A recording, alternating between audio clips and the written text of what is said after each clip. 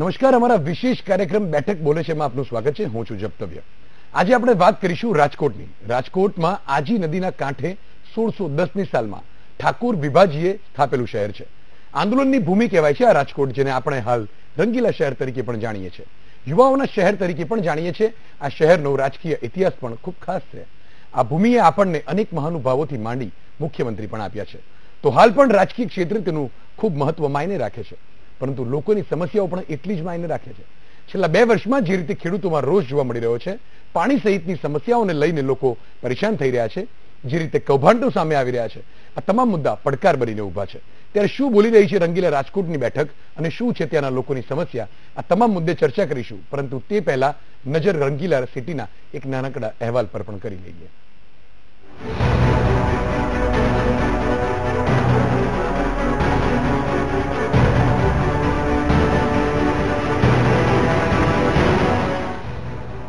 રંગીલું રાજકોટ રાજકીય રંગની સાથે સાથે નેતાઓના રંગ બદલવામાં પણ માહેર છે. તો ભાજપનો ગઢ પણ માનવામાં આવે છે, કારણ કે છેલ્લા ઘણા વર્ષોથી અહીં ભાજપનું શાસન છે. સાંસદની સાથે સાથે રાજ્યના મુખ્યમંત્રી પણ રાજકોટથી જ આવે છે. પરંતુ 2019ના મહાજંગનો હાલ માહોલ જામ્યો છે. ત્યારે રંગીલા રાજકોટના રાજકીય ગણિત પર નજર કરવી ખૂબ જ આવશ્યક બની જાય છે. રાજકોટ સૌરાષ્ટ્રની મહત્વની બેઠકની સાથે સાથે ભાજપનો ગઢ છે. ભાજપે પહેલી મ્યુનિસિપલ કોર્પોરેશન રાજ્યમાં કબજે કરી હતી, જે બાદ 1989 થી રાજકોટને ભાજપનો ગઢ માનવામાં આવે છે. અહીં શહેરી મતદારો ચૂંટણીના પરિણામ નક્કી કરે છે. તેમાં પણ ઉમેદવાર કરતા પક્ષને સૌથી વધુ મહત્વ આપવામાં આવે છે. જિલ્લામાં 10 લાખ યુવા મતદારો છે, જે આ વખતે પરિણામ નક્કી કરશે. ભાજપના વલ્લભ કથિરિયા આ બેઠક પરથી 4 વખત સાંસદ રહી ચૂક્યા છે. રાજકીય ગણિત તો આપણે જોયું, પણ સૌથી મોટું ગણિત તો જ્ઞાતિના ગણિતને માનવામાં આવે છે, કારણ કે જે તરફ જનતાનો ઝુકાવ હોય તે જ હંમેશા જીતે છે. જિલ્લામાં જ્ઞાતિગત સમીકરણ પર નજર કરવામાં આવે તો અહીં સૌથી વધુ પટેલ સમાજના 24% મતદારો અને ક્ષત્રિય સમાજના 18% મતદારો છે. આ સિવાય ઓબીસી મતદારો 12%, મુસ્લિમ મતદારો 9%, દલિત મતદારો 8% અને અન્ય સમાજના મતદારો 29% છે. રાજકોટ લોકસભા બેઠકની જો વાત કરીએ તો જિલ્લાની 7 વિધાનસભાનો સમાવેશ થાય છે, જેમાં ટંકારા, વાંકાનેર, રાજકોટ પૂર્વ, રાજકોટ પશ્ચિમ, રાજકોટ દક્ષિણ, રાજકોટ ગ્રામ્ય અને જસદણ બેઠકનો સમાવેશ થાય છે. જેમાં ટંકારા અને વાંકાનેર બેઠક કોંગ્રેસના કબજામાં છે, જ્યારે બાકીની 5 બેઠકો પર ભાજપનો દબદબો છે. પરંતુ આ વખતે લોકસભા બેઠક ભાજપ માટે મોટો પડકાર છે, કારણ કે લોક સમસ્યાઓ ભાજપ માટે માથાનો દુખાવો બની છે. સ્થાનિય સમસ્યાઓ પર નજર કરવામાં આવે તો અહીં પાણીની સૌથી મોટી સમસ્યા છે. રેલવેની સુવિધા હજુ પણ પૂર્ણ નથી થઈ. હાઈવે વિસ્તરણની માંગ સંતોષાઈ નથી. તેમાં પણ ખેડૂતોને પૂરતા ટેકાના ભાવ ન મળતા હોવાથી એ પણ સૌથી મોટો મુદ્દો છે. તો આ સાથે જ ખેડૂતોને ટેકાના ભાવ ન મળતા હોવાનો મુદ્દો તો ખરો જ. બીજી તરફ શહેરી વિસ્તારમાં રોડ ગટરના પ્રશ્નોની સાથે સાથે ટ્રાફિકની સમસ્યાનો મુદ્દો પણ ખરો.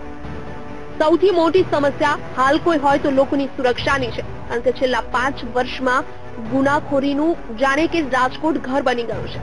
આવી અનેક સમસ્યાઓ છે જેમાં સતત વધારો થયો છે, અને તેવા સમયે લોકસભાનો જંગ ભાજપ માટે પોતાના જ ગઢમાં ખૂબ મોટો પડકાર હશે. ભાજપે આ વખતે મોહન કુંડારિયાને પોતાના ઉમેદવાર જાહેર કર્યા છે, તો કોંગ્રેસ પણ સામે પક્ષે લલિત કગથરાને મેદાનમાં ઉતાર્યા છે.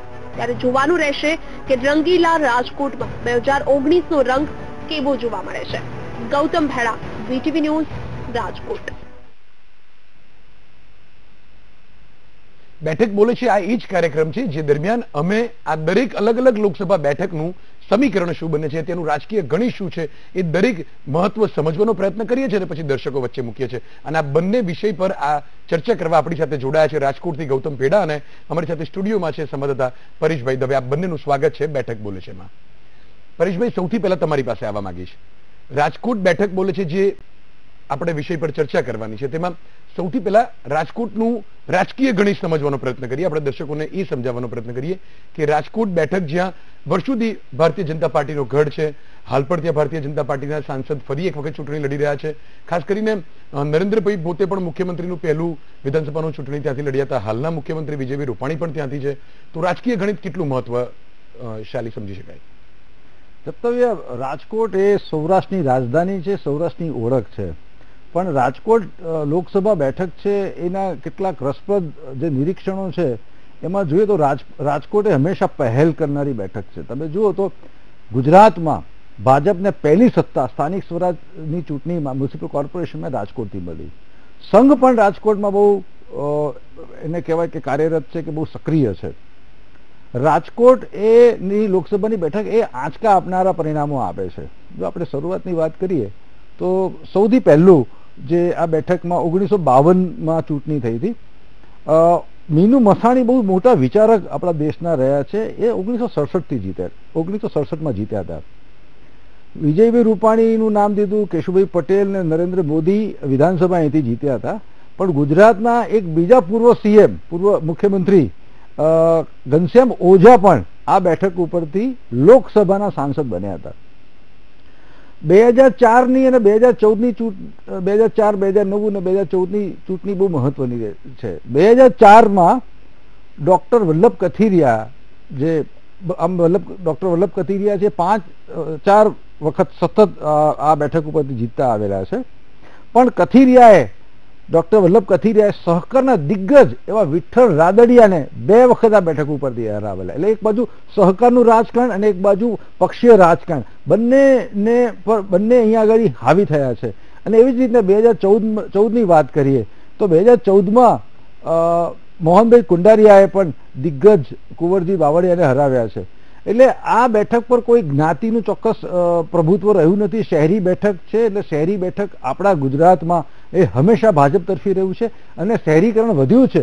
એટલે રાજકોટ લોકસભા બેઠકમાં ભાજપને મળનારી મતોની ટકાવારી પણ વધી છે. કોંગ્રેસ પાસે જે બેઠક છે એ તમે જુઓ તો ટંકારા, વાંકાનેર અને પહેલા જસદણ હતી પણ હવે ભાજપમાં ગઈ. એટલે ગ્રામીણ વિસ્તારમાં કોંગ્રેસ દેખાય છે, એનું પ્રભુત્વ છે. પણ શહેરી વિસ્તાર અને શહેરોને અડીને આવેલા વિસ્તારમાં ભાજપ વધારે મજબૂત થતો જાય છે. કર્તવ્ય, પરેશભાઈ, ખાસ કરીને અહીંયા એ પણ એક પ્રશ્ન ઉભો થાય છે. તમે કહ્યું કે ગ્રામ્ય વિસ્તારમાં કોંગ્રેસનું પ્રભુત્વ છે. કોંગ્રેસ પણ હંમેશા આ બાબતે દાવો કરે જ છે કે તાલુકા પંચાયતનું ઇલેક્શન હોય, જિલ્લા પંચાયતની ચૂંટણી હોય, એટલે ગ્રામ્ય કક્ષાએ અર્બન એરિયામાં રાજકોટની વાત કરીએ તો ભારતીય જનતા પાર્ટી ત્યાં પ્રભાવ ઉભો કરવામાં અથવા તો મતદારોને રીઝવવામાં સફળ રહી છે. કદાચ ગુજરાતના દરેક ક્ષેત્રની વાત કરીએ તો એ વડોદરા હોય, અમદાવાદ હોય, એ સુરત હોય, એ રાજકોટ હોય, દરેક જગ્યાએ આ પ્રકારના સમીકરણો આપણે વારંવાર જોયા છે અને ચૂંટણીમાં ભારતીય જનતા પાર્ટીને અર્બન સિટીના વોટર્સની હેલ્પ પણ મળી છે. પણ આ વખતે લોકસભાની ચૂંટણીમાં ખાસ કરીને મોહનભાઈ કુંડારિયા એ પોતે કડવા પાટીદાર છે અને સામે જે પ્રમાણે લલિત કગથરાનું નામ સામે આવ્યું છે, ત્યારે આ હવે પરિસ્થિતિ શું સર્જાશે? કારણ કે જો જ્ઞાતિની તમે ના કહો છો કે શહેરી વિસ્તારમાં જ્ઞાતિ સમીકરણો નથી સર્જાતા, પણ પરેશભાઈ એ વાત પણ આપણે નકારવી ન જોઈએ. કેમ કે ખાસ કરીને જે પણ રાજકીય પક્ષો છે એ જ્ઞાતિ આધારિત મેન્ડેટ્સ આપવાને લઈને જ કેટલીક વાર અસમંજસ વાળી પરિસ્થિતિમાં આવે છે. તો હવે જ્ઞાતિનું સમીકરણ, અર્બન સિટીનું સમીકરણ, આ બધું સાથે લઈને રાજકોટ કઈ તરફ જશે? અત્યારની સ્થિતિ પર એવું મોહન કુંડારિયા જે રિપીટ કર્યા છે એ વધારે મજબૂત દાવેદાર મનાય છે 2019માં. કેમ કે લલિતભાઈની જો વાત કરી, લલિત કગથરાની, તો એ આખી જે વાત છે એમની પાસે ભાજપ સરકારની નિષ્ફળતા સિવાય પોતાનો કોઈ મુદ્દો નથી. એટલે કોંગ્રેસ પાસે બહુ મહત્વનો મુદ્દો છે કે ભાજપ સરકારની ક્યાંક નિષ્ફળતા કે ક્યાંક ટીકા, એ જ એમનો એક પાસું છે. બીજી વસ્તુ એ જોઈએ તો ભાજપ પાસે દિગ્ગજ નેતાઓ છે. અત્યારે કેશુભાઈ પટેલથી માંડીને કુંવરજી બાવળિયા કોળી નેતા તરીકે આવ્યા, વલ્લભ કથિરિયા 4 વખત સાંસદ રહી ચૂક્યા છે. તો એની સામે કોંગ્રેસમાં એવા કોઈ નેતા નથી કે જે વોટ બેંક ઉભી કરી શકે અને વોટ બેંકનું જે આખું રાજકારણ છે એ ચૂંટણીમાં લાવીને પરિણામ પર અસર કરી શકે. પરેશભાઈ, તમે કહ્યું એ વાત સાચી છે. આપણી સાથે સંવાદદાતા રાજકોટથી ગૌતમ ભેડા પણ જોડાયા છે. ગૌતમ, હમણાં જ એવા સમાચાર મળ્યા હતા કે રાજકોટ તાલુકા પંચાયતમાં ભંગાણ પડ્યું છે. હવે જે પ્રમાણે અત્યારે આપણા પરેશભાઈ આપણને સમજાઈ રહ્યા છે અને રાજકોટ બેઠકની આપણે ચર્ચા કરી રહ્યા છે, તે માટે ખાસ કરીને 2 ટર્મથી મોહનભાઈ કુંડારિયા છે, એટલે બીજી ટર્મ મોહનભાઈ કુંડારિયાને ચાન્સ મળ્યો છે. ભારતીય જનતા પાર્ટીનો ગઢ માનવામાં આવે છે. ત્યારે ગ્રામ્ય વિસ્તારમાં અગત્યની આપણે જે 3 બેઠકની વાત કરી, ટંકારા, વાંકાનેર, જો કે જસદણ પણ હતી કોંગ્રેસ પાસે, પણ હવે કદાચ ન સમજી શકાય.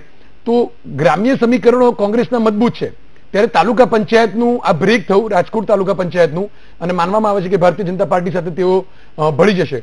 તો ગૌતમ, હવે કેવી પરિસ્થિતિ બદલાશે? રાજકોટના તાલુકા પંચાયતના વોટર્સ ટર્ન થશે? ફક્ત નેતાઓ ભારતીય જનતા પાર્ટીમાં જોડાવાથી શું મતદારોનો મૂડ બદલાશે? શું લાગે છે ગૌતમ?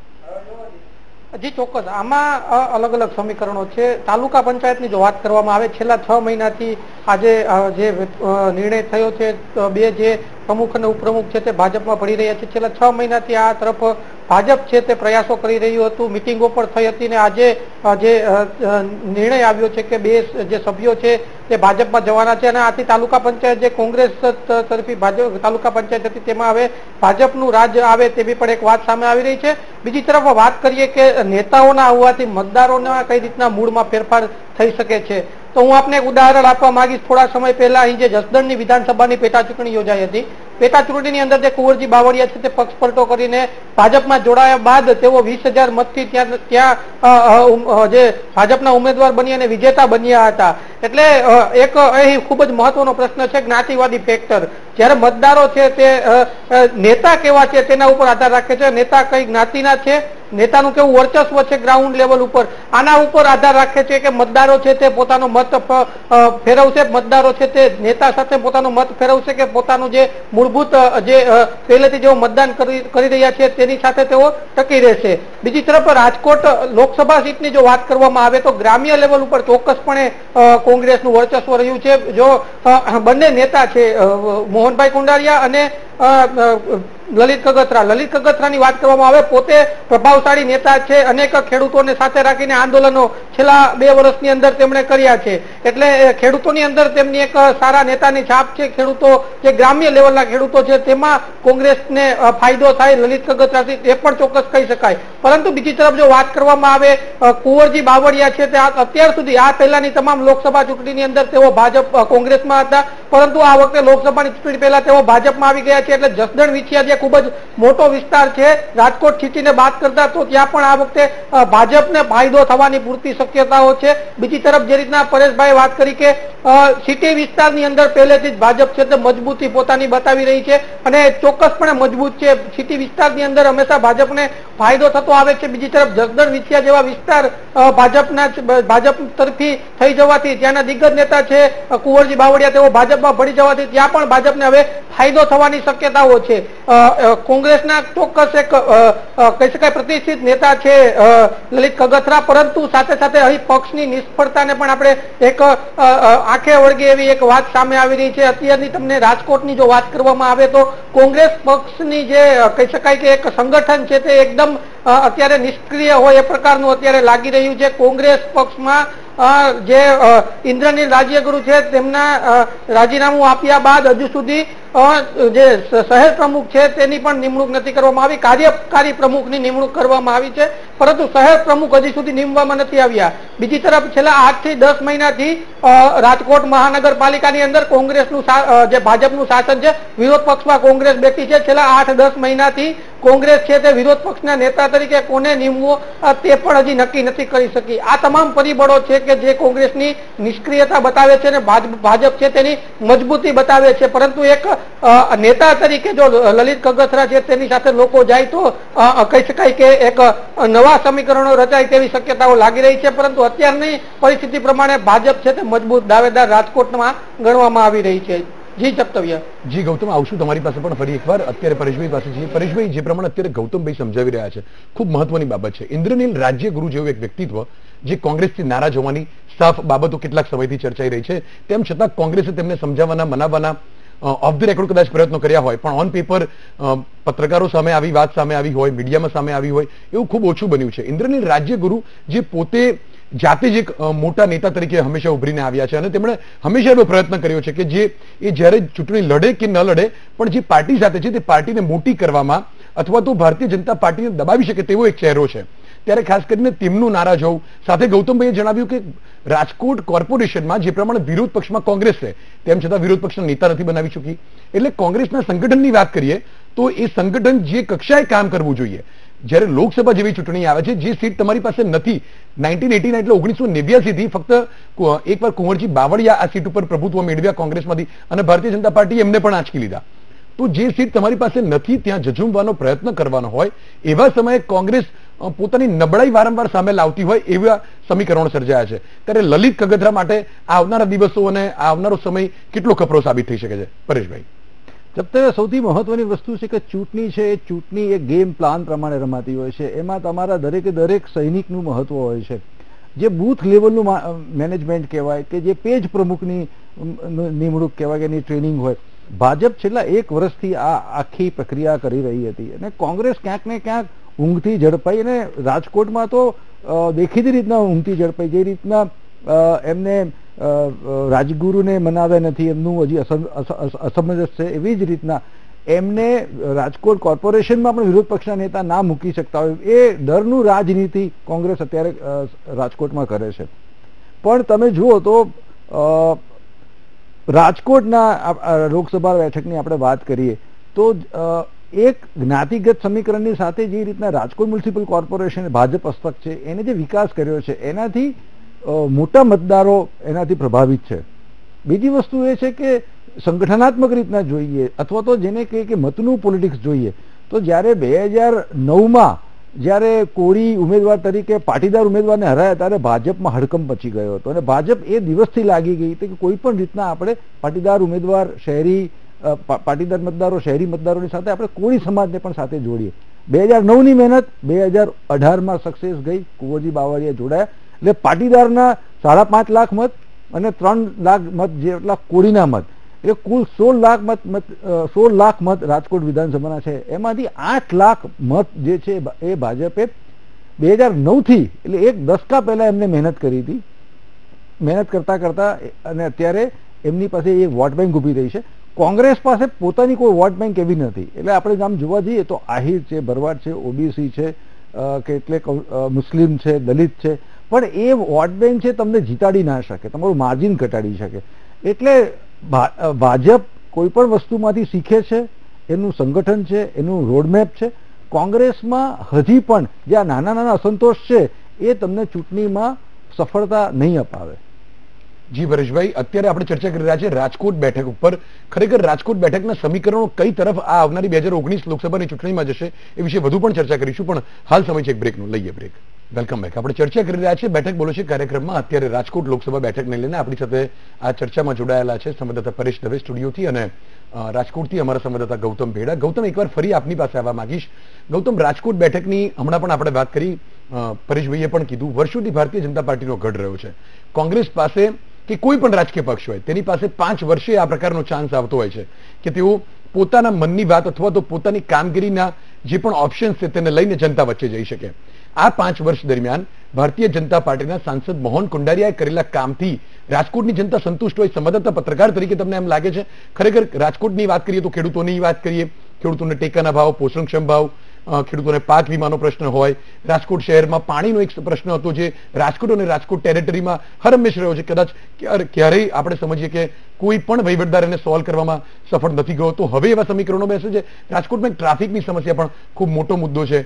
તો મતદારોનો જો મિજાજની વાત કરીએ તો પત્રકાર તરીકે ગૌતમ, તમારું શું માનવું છે કે રાજકોટ હવે ફરી એક વખત આ દરેક સમસ્યાઓ સાથે ભારતીય જનતા પાર્ટી સાથે રહેશે કે પછી મતદાન કરતા આ કેટલાક મુદ્દાઓ પણ ધ્યાનમાં લેશે? ગૌતમ.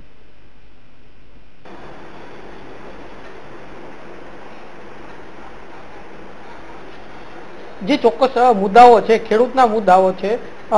હું તમને વાત કરીશ ટંકારા વિસ્તારની, જે પડદરી વિસ્તાર છે રાજકોટની નજીક આવેલો છે. આ જે ગ્રામ્ય વિસ્તારો છે આ બાજુના, તેમાં ખાસ પાક વીમાનો જે પ્રશ્ન છે તે રહ્યો છે અને જેનો સીધો ફાયદો કોંગ્રેસને ચોક્કસ થઈ શકે છે. લોકોની વાત કરવામાં આવે તો રાજકોટ સુકામે ભાજપ માટે સેફ સીટ છે, કારણ કે અહીં શહેરી મતદારો છે તે મોટી સંખ્યામાં છે. એક એવો પણ આંકડો છે કે આ જે વિસ્તાર છે તેમાં જે 18 લાખમાંથી લગભગ 10 લાખ જેટલા એવા મતદારો છે કે જે 18 થી 30 વર્ષના વયના છે, એટલે યુવા મતદારો છે. અને આ જે સીટ છે તેનો યુવા મતદારો ઉપર પણ ઘણો ખરો પ્રભાવ રહેવાનો છે.